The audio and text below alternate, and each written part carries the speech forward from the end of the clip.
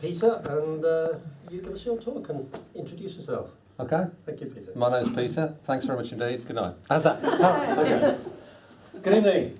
Good evening. This is audience reaction and interaction time. Good evening. Good evening. Right, okay, so I just want to check because the food settles in and we kind of get a bit comfortable, don't we? Or is that just me?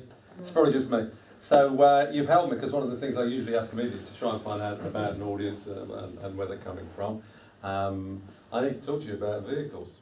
That's the point, come to think of it. Now, at least one of these people has seen me speak before on this subject. All right, a couple of others have, so hopefully I'll give you one or two other things as well. So I'm known as the family businessman. As I've mentioned to one or two of you before, we have 3 family businesses. I've had 6 family businesses, 3 stunning successes and 3 fantastic failures. Guess which I learned more from? Guaranteed certainty, isn't it? So I'll give you a bit of background on that, and I'll give you 3 areas that I think that are the cornerstones of all family business. To me, they drive everything in the family business. But I think it's good that you understand where I'm coming from, a bit of history, if you like, and then get into that. Now I've got, was it 3 hours, did you say? Is that right? You're cutting it short again. Well, I thought might. Okay.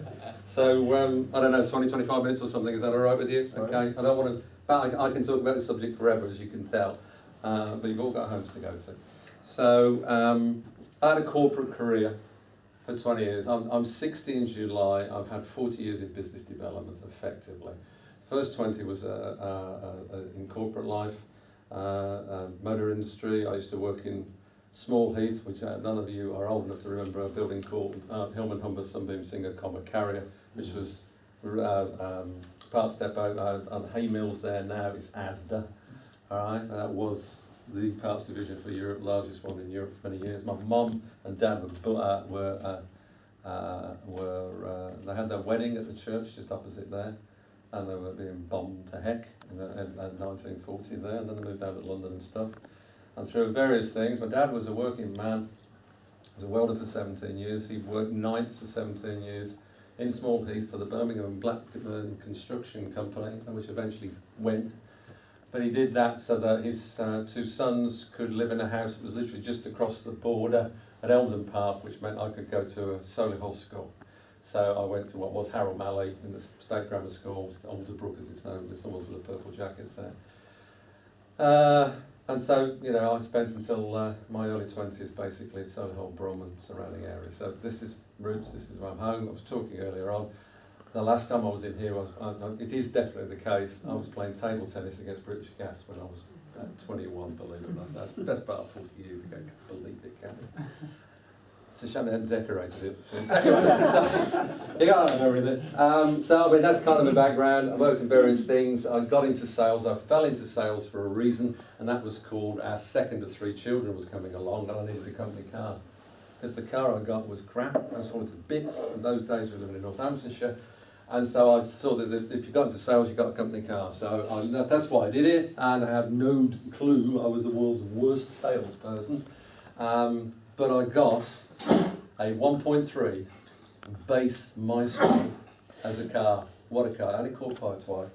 Brilliant. And that was new as well. But anyway, there you go. And I got into sales, and I was terrible, but fortunately somebody took me under their wing and explained to me what I really needed to do, and then I went from being the worst to the best for who I worked for, and then I was headhunted to somewhere else, and then I joined a company which was a leasing company, which we talked about briefly when we last met, and I worked for a company called CHH, and eventually I became on the board of a $6 billion corporation. I had 200 people I was responsible for. We built a business from scratch, or division from scratch, from 0 to 38 million in 2 years and 75 million in 5, and it was all very exciting. And I hit 40. And the truth was, I was completely fed up of corporate crap. I hope that's okay. I don't upset anybody by saying the word corporate. But I really was. I was at the top of my game as far as corporate was concerned. I was flying well, and I walked away from it. So it wasn't the case I was given the boot or something. I actually sold myself back to them for 6 months because they needed me. On more money, with a better car and all that stuff. So actually it was pretty cool. And that's the way I started my own business. And the reason why I did it was because I thought running my own business would be easier. Anyway, there you go. You can tell I'm not the brightest thing in the world. I'm definitely not standing here saying, look at me, I'm a business guru. I'm not. I've failed many times. People tend to ask me to work with them because I've got this track record of stuff not to do, and they don't want to make the same mistakes I've made. So, I help them with that. That's the truth. And I started my own business, and the truth was the consultancy business went very well, and we did well, and life was good. I had to, because I've got 3 growing kids, and kids are expensive. How many of you have got kids? How many of you are still a kid? All men, keep your hands up. Yeah, okay, so it's fact. So I worked hard, I played hard, I was in motor racing and stuff, the stuff that I always wanted to do. And then I started to get into speaking, started to write books and stuff, and that all went very nicely. And then I started investing in other people's businesses. Big mistake. Huge mistake. Because I wasn't qualified to do that. I didn't have enough experience at that point to do that. But I did have a lot of confidence. So I was overconfident, and not enough experience, far too trusting, very much far too trusting, and a combination of all those things. And what actually happened was those 2 businesses didn't work, and I signed up to support them, which meant I carried the can, which meant I inherited not just 1 lot of debt, but 2 lots of debt, just to make sure that I'd learned my lesson. I got 2 lots of debt, which was a lot. And so I had to work harder and harder. Anybody understand being in a hamster wheel, working harder and harder? We were talking about 2008, you had to start working harder and harder, didn't you? Right? And that's what I was doing in the early 2000s. And the truth was, I was in a debt spiral. I'm sure most of you understand what a debt spiral is, which basically means is you're not going to get out of it, it's just a question of when. And I worked harder and harder and faster and faster. And people in business used to say, Peter, how you doing? How's business? And I could honestly say, it's going really well, because it had to. It absolutely had to. But no one ever asked me, how's your personal debt? Because if they'd asked me that, I would have said it's in the toilet and getting worse by the day. Because I'd put it all onto personal debt, not into a limited company or something. It was all personal debt. I personally underwrote the lot. And so I had this one side where business was going phenomenally well. I was doing a lot of speaking. I became an author, and in fact, some of you have heard me say it before, I'll say it again, but in April the 5th, 2006, together with Andy Laparza, we wrote a book called And Death Came Third, about networking and speaking in public. And on the morning of April 5th, 2006, I was in the Plough and Harrow on the Hagley Road, interviewing someone there, and this came into Amazon at just 1 minute past 12 at night, at 146, at 7:30 in the morning. It was at Amazon number 12, and I got texts coming through saying it's number 6, number 4, number 3, number 2, and at 12:36 on April 5th, 2006, I got a text saying, congratulations, Peter, you're best-selling authors. This is when you cheer. Yeah, all right, which was fantastic. And the next text was from my son, who said, Dad, I bought 3 books, can I stop now? That's true. And they live in Hoboken, in just opposite New York, and he's still got those 3 books. And I always tell everybody, because I've said, why have you got those 3 books? And he said, Dad, they might be worth something one day, but long after you pop your clogs, which is, thanks for that, but anyway. So life outwardly was good, wasn't it? Debt spirals don't go away.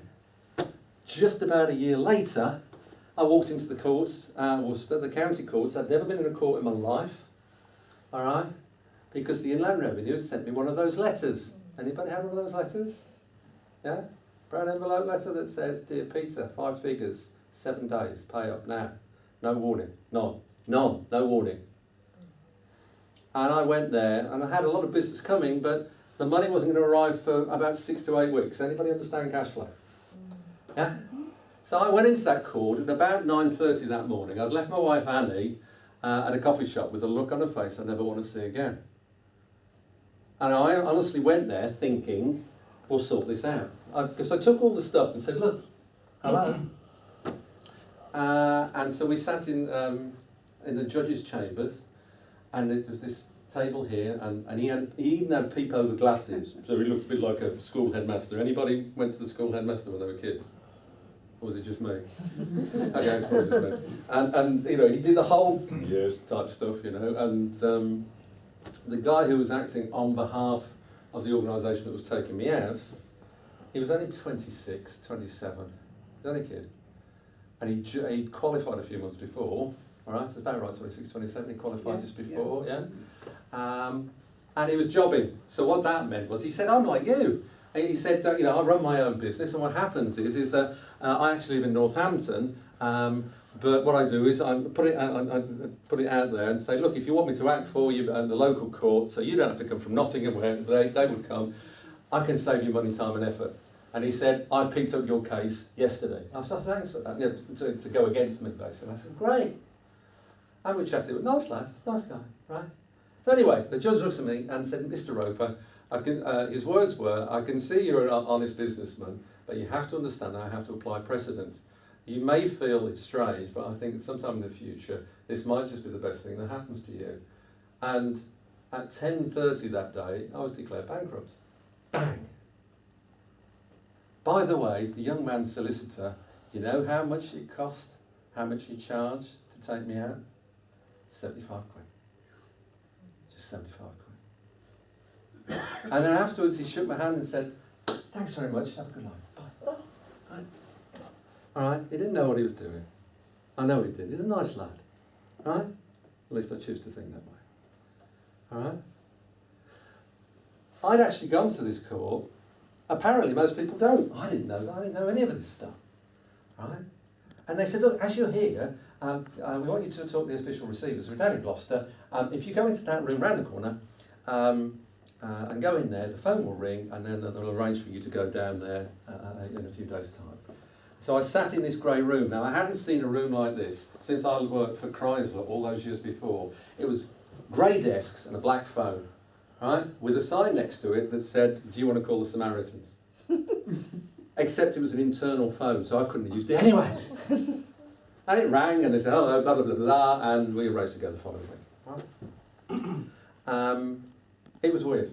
And then I went out, and I met my wife, and then we had a drink, and then we just got on with life. Excuse me. Life wasn't fabulous for a year, but I did get on with life. My fancy house and the fancy cars and the nice lifestyle became a two-down cottage and a 10-year-old Astra called Rocky. Brilliant car, that car. My daughter had it after me. Fantastic car. And I just got on with it. Now, I'm not standing here saying, look at me, life's terrible. Oh, my God. You know, a lot of people have gone through far, far worse. I'm sure some of you have. All I'm doing is sharing with you that. One, to tell you a bit about my background, but two, to give you the 3 keys to family business, because that's what I learned from it. It's what I needed to learn. All right, life has a habit, hasn't it, of saying, you know what, you haven't learned something, so I'll slap you a little bit, and if you still haven't learned it, I'll slap you a bit more until you get it. I can hear my dad now saying that. Anyway, there you go. But it's true, isn't it? All right, in most people's cases. So, yeah, I learned 3 key things, really, and they're the 3 things that I want to share with you. And the first one is this. Within a few weeks, life wasn't great. We didn't have any cash, and more to the point, we didn't have any food, actually, and the fridge was empty. The fridge was empty. Now, you've got to understand that I'm old enough that I remember when we had our first fridge as a kid, right? I remember vividly the day the man came in a van with his trolley and a fridge. Now, some of you think that this guy's a nutter, but I remember it vividly because my mum was ecstatic. Because up to then we had a cold slab and it was the only way to keep things cool. And they delivered the fridge and they put it there in the kitchen and we plugged it in and it went bzzz. And then we opened the door and the light came on. And then we shut the door. Guess what we did next? We opened the door again like that. And then we closed it again. We honestly, it's unbelievable. And then we started filling the fridge, and I always remember that. And we had an empty fridge. Annie and I had a completely empty fridge. Not just the fridge itself, but metaphorically, it was pretty empty. So my grown-up kids, the ones that, as a dad, spent all that time and effort to give them the best that we possibly could. They came to see us one day, and we always were a close family. We are a very close family. Although we're scattered a bit, we're a very close family. And my son said, look, the 3 of us have had a quick whip round, and here's 300 quid. Go fill the fridge, Dad. That was the worst day. Not the court day. That was the worst day. For me, personally, that was the worst day. And I didn't want to take it, but I knew I had to. Not just because we needed it, but I knew I had to. So filling the fridge to me is a big deal. And I did go down to Lidl, and I think Lidl rocks, okay? The carry bags are usually in the boot, and my happiness, truly, you're now starting to realise what a lunatic I am. My idea of heaven is going to Lidl with some bags, paying for some food, and filling the fridge. And now you understand why. And from that second on, I understood why my dad felt exactly the same. And my dad's long since gone, to be talking to earlier. My mum's 95 now, okay? But they went through a war, they went through all sorts of rubbish, and they knew what it was like not to have a fridge. My dad, when he was born in Smethwick, he didn't have proper shoes till he was 8. Right? So I don't know hardship. My mum and dad certainly did, my dad definitely did. All right? But it was my version of it, if that makes sense. So to me, filling a fridge is hugely important. I get a huge kick from it. But what I know is this, is that everybody I meet with a family business thinks the same way. Because when you start a family business, it's to fill the fridge. We were talking earlier about the fact that when we get to a point of age of perhaps where we want to pass our businesses on to the children or what have you, all right? Sometimes we hear people say, I built it as a legacy. It's not true. You built it to fill the fridge. That was what it was about. Your brain changes later on, perhaps, but you built it to fill the fridge. Now, whether you are a family business and you understand that, to me, we've got a lot of businesses I help. I help businesses to sell to family businesses because they don't get it. Corporates don't get it, do they? They don't understand how we think. So they come along with their corporate sales techniques and all the rest of it, and they don't get the fact that the number one driver for us is to fill the fridge. Now, sometimes our fridge is pretty full, and we're very happy about it. But we know we have days when our fridge either hasn't been full or is in danger of not being full. And that's how we think. And of course, when these, if we're young and with these funny things called children come along, you have to get a bigger fridge, don't you? Yeah. You do, don't you? You have to get a bigger fridge. And it's got to have an ice box on it for some reason. And it's got to have all that stuff on it. And you get a bigger and bigger fridge. Yeah, it's true. There you go. Look, ice box, right? Okay. And then it might come to a point where they leave home. If you work hard at it. Right? And guess what? Guess what? You still have to fill your fridge for when they come round. Don't they? Right? And they always come back. At some point, they always come back. All right? So you always have a reasonable sized fridge.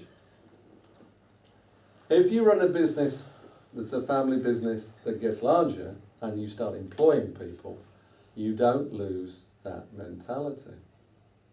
So you start having more than one fridge. How many employees do you say you had? 30. 30 fridges, isn't it? Because we think that way. Sometimes we fill fridges for them and our fridge is empty. We pay their wages and we don't pay ourselves. We fill their fridge, they don't even know. We don't tell them. We don't tell them. Because that's not the right way to do things. We're not British, we don't air our dirty washing in public, do we? Right? So we'll fill their fridge even when ours is empty. Sometimes we borrow somebody else's fridge. You know what I mean? Filling the fridge, if you go on my website, by the way, just so that you know, this thing here is about a bunch of free resources. Please go on. Right, spend a lot of time, effort and money on familybusinessman.com. There's a bunch of free downloads. That's what this is for. All right, take it away with you. It's dead easy. Go on that. Download it. You'll see a big red fridge on the front. You'll also see a blue fridge as well. You say, I'm nuts about fridges. I really should get sponsored, right, by a fridge company. But there you go. Number one of 3 things about family business is it's about filling the fridge. It's about filling the fridge for themselves as a family. It's about filling the fridges of the people they employ. We all know that in general terms, people who are employed in family businesses are more loyal, tend to stay longer, all right? They tend to get paid less, all right? Not always. But one of the reasons why they stay with family businesses is because they appreciate the family culture. There's a whole generation that's currently coming through who are walking away from corporates and don't want to join corporates because of the fact they don't like the morals, values and ethics. True? And they come to family businesses because they want good family values. Now, I'm not saying all good family businesses are wonderful. I worked for a family business in Chesterfield in the late 70s, early 80s, and their attitude was horrible. He had a dad that used to set his boys, his sons against each other. They were horrible. I learned so much from them about not to do things. All right? But I think they're the exceptions to the rule. My experience is that certainly most family businesses certainly think about filling a fridge, but they think about filling the fridge of others. They think about how they can help their staff, help their people. They think of them as an extended family. Yeah? So that's the one. That's the one. Here's the second one. The second one is the thing that I didn't do. When I left corporate, my wife Annie looked at me and said, Peter, so long as we can sleep at night, I'll support you. Now, as you can imagine, the times before I went into that courtroom and the times for quite a long time afterwards, do you think Annie slept very well? No. Did I? Not great. All right? So the very thing I promised, I didn't deliver on. Sleeping at night is vitally important to a family business. That means that it runs to a set of values. Not the set of values, corporate mission statement, stuff that you see when you walk into a major corporate and says, this is our mission statement, these are our values and vision. It's all rubbish. It's all, if you ask most of the staff, they couldn't tell you one of them, let alone all of them. And the reason they couldn't is because they're put there for shareholders. Aren't we doing the right thing? If I've got a downer on corporate, yes, I have a bit. All right? There are some very good corporate businesses, very good. But in the main, they don't think and work to set the true sets of values. And you see that. When 2008 hit, you saw that happen in a big way. Look what's happening to BHS at the minute. All right? So whatever your thoughts are, so Mr. Green sold it for £1 and bought 3 yachts out of the pension.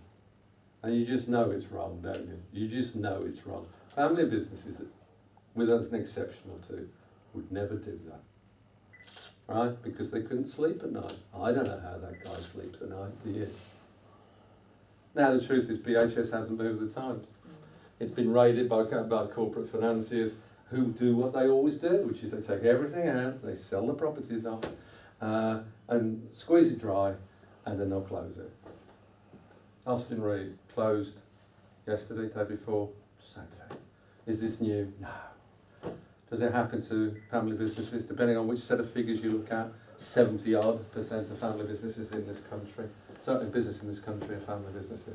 Sometimes people say, oh Peter, as a consultant you deal with your small family businesses. Excuse me, some of the largest businesses in the world are family businesses. And most of the big businesses at corporates were family businesses. All right? So don't tell me that I'm dealing with a small marketplace. I deal with the biggest marketplace in the world. All right? It's just isn't always heard, is it? So, the second rule for family business is sleep at night. What that means is that if you're working with another family business, your job is to help them sleep at night. Because if you deliver to them something that helps them to sleep at night, do you think they'll love you? Yeah. Do you think that's probably a long-term business? Yeah. Common sense, isn't it? It's just a common sense isn't always that common, is it? Yeah, look at what I did. Lots of people, I wrote a book in 2010 here, Profits Go to the Samaritans, which give you a clue, which we were talking about earlier, right? Running on empty, 37 mistakes in business, or dumbass things that I did, all right?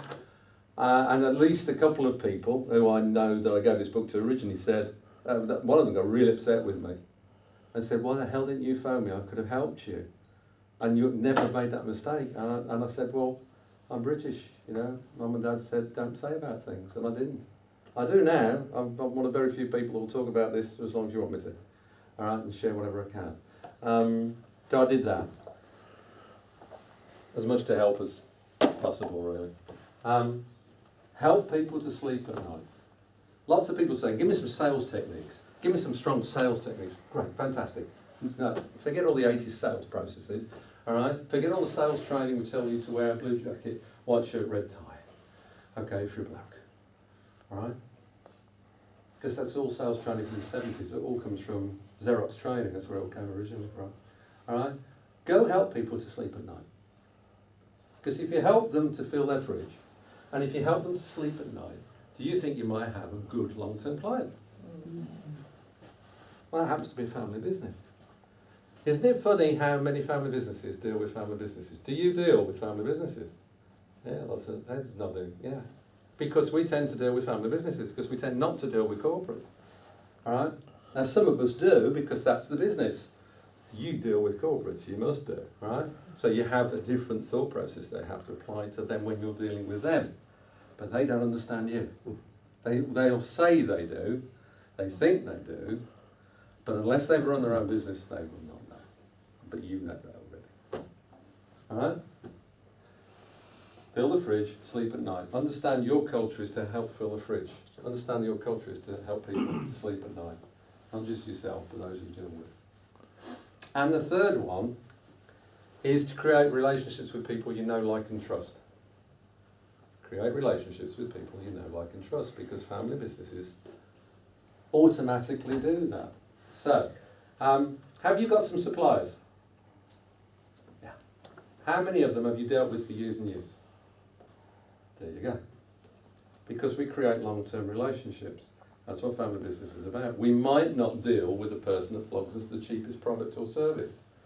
Now, somebody will come along and say, I can do a better deal for you. That's not what you're looking for. You want people that you know, that you like, that you trust, that help you to sleep at night and then help you to fill the fridge. But it's because it's values-based, it's values-driven. That's the point. Know, like and trust. I'll share a story about my daughter Sarah Beth. A couple of you have heard this story before, but it bears repeating. So we're in an office one day. She's got 37, 38 suppliers, something like that. And there was an opportunity for another supplier that the business really needed, okay? And we met somebody who, their business fitted the bill. All the, tick, tick, tick, tick, tick. Come over and see us. So this is a wide open door, right? She sees it because it's up to her, she heads the business. And I looked after 5 minutes and I saw the look on her face. Now, I'm a dad and I know my daughter's face. She's 33, I know that look. And I thought, oops. Lasted an hour. Guy went. And I said, how'd it go? And she said, he's just wasted an hour of my life. He just sold to me. Not interested in about us at all. It was all sell, sell, sell, and how wonderful they were. And I said, you're not going to use him, are you? And she said, never. Because how can you build a relationship with somebody you don't like and trust, who somebody's just selling at you? Sell, sell, sell, sell, sell. Waste of time. Funny enough, we bumped into him not that long ago. Guess what he still does? He hasn't learned. It was ridiculous. All he had to do really was to sit down, ask a few sensible questions and have the right value set, and he would have had some very nice business. And then we bumped into him and he said, I still want your business, And I'm thinking, you don't get it, do you? You just don't get it, do you? Fill the fridge, sleep at night, know, like and trust are the 3 cornerstones of family businesses. I could share for ages about it. Some people look at me and say, Peter, those are very simple, very basic, and of course we know those. Well, to know and not to do is not to know. My experience is that in most family businesses, when they get dragged into other areas, they forget those 3 golden rules. Life gets tougher. We're talking about life getting tougher, right? All of a sudden the fridge is empty. Okay, so all of a sudden we leap into things because we've got to fill the fridge. But actually, we still want to sleep at night, and we still want to work with people we know, like and trust. The clients that we have, quite often I'll deal with clients and I'll say, look, tell me about your clients. I hate them. Why do you hate them? They help me fill the fridge, but actually I don't like them, I don't get values, the values are wrong, so okay, get rid of them. Hang on, don't get rid of them straight away, but start finding how you can work with people in a way that makes sense. I had one client who, 18 months ago, was predominantly dealing with one key client, so they're a big risk because it's one client, we all know about that, right? And they really don't like them. And I said, look, okay, it's a 3-year contract, you're 1 year in, you've got 2 years to extricate yourself. Go find people you like. So over the last year, they've gone and found people that they get on with, who appreciate them and value them, and they value the relationships, and now the percentage of risk is far, far lower. But a weird thing has happened. All of a sudden, they're getting on much better with the other client. Because the other client has realised they're not the only game in town anymore. So all of a sudden, they've had to change their ways. Now, most times I find that doesn't happen. In this occasion it has, which is a nice thing, but they'll never fall for it again. They'll never fall for it again. So those are the 3 keys. I'm mindful of time, so I don't want to rab it forever, but they're the 3 keys. For those of you that apply those in your business, fantastic. What I would say is make sure you apply the same values to the people that you deal with, or recognise the fact that they're never going to recognise it and understand whether that's okay. Some of you, for instance, will deal with corporates who talk this game, they don't deliver, but maybe they're still the people to deal with. But what you do is apply a different set of rules to make sure that it works for you.